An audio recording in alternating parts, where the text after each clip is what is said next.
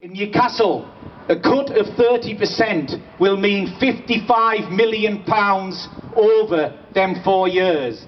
But the actual cut could be as much as 90 to £100 million because council tax is frozen. The council gets £100 million in a year from council tax. Inflation is running over 4% and likely to remain so. As unemployment increases, the demand for services increases. As we get an ageing population, the demand for services for the elderly increase.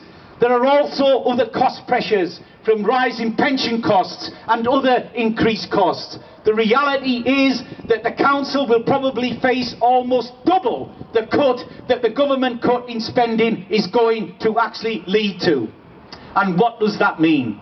Apart from probably massive cuts in services, increased charges, no matter what the commitment from the council, and they've said they want to protect frontline services, they want to avoid compulsory redundancies, they want to make sure they don't privatise. The scale of cut we're talking about, if it goes ahead, will make those promises impossible to deliver. And the reality is, in terms of jobs, more than 80% of council spending goes on wages. So it is inevitable that it is going to be workers and their families that are going to be in the front line.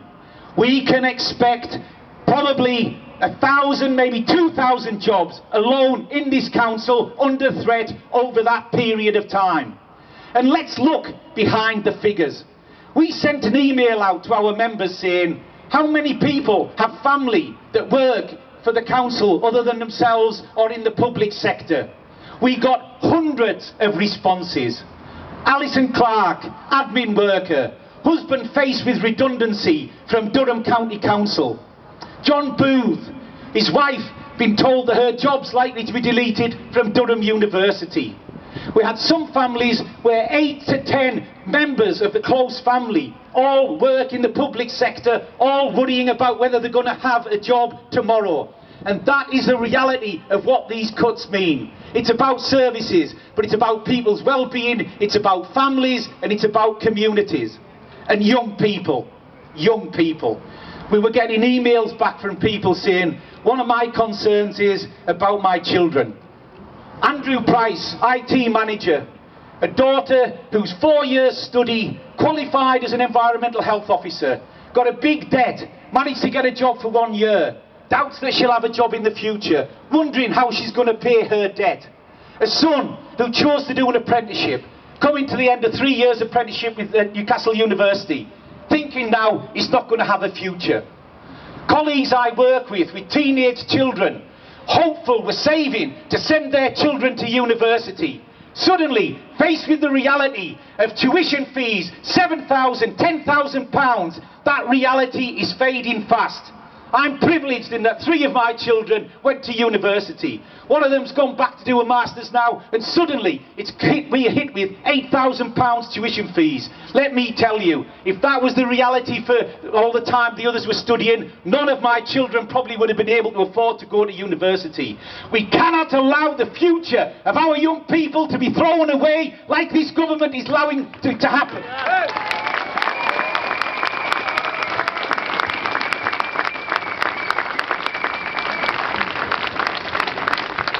And it's tough, and we know it's going to get tougher, and we know we ain't going to win this overnight.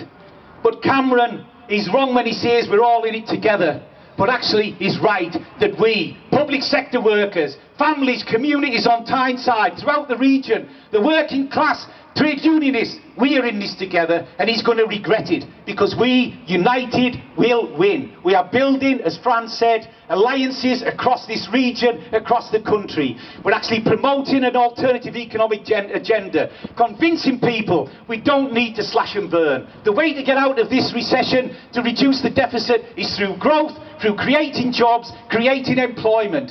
And this is just the start. This region is in the forefront, and I'm proud of what Unison, the TUC and all the unions have done so far. There's a lot more to do, but together we can make a difference. There's a national demonstration called by the TUC in March. There'll be a lot more action before then. And yes, when necessary, we will take strike action. When necessary, we will mobilise on the streets and bring the city to a standstill. This government has not seen anything yet, and we insist that they stand by the working class people in this region. Thank you.